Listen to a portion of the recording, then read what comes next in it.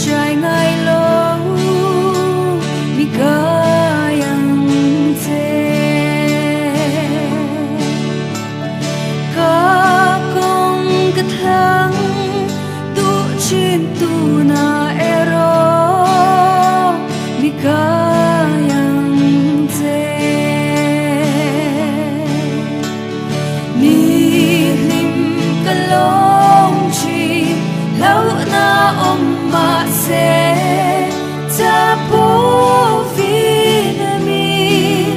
ne kha thei ngil lang che i thei na in min nep tun nu po an mi kayang kong suk tova kam le aswar na saan mi kayang din na kinako varin ka maa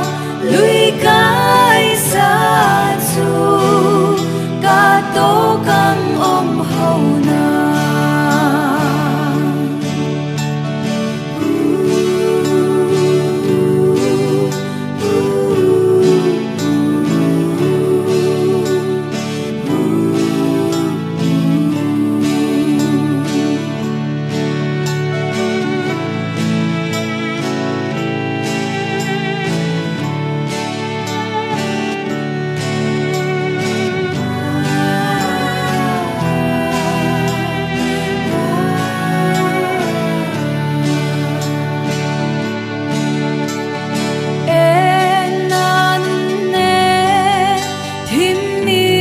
available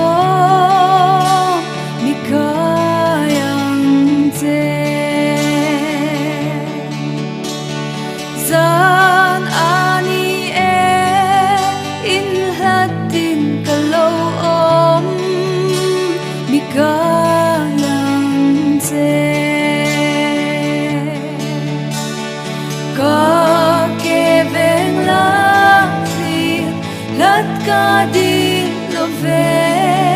Clemte ato ben khat po ni ma se nanun ne himmin ka vela po mi ka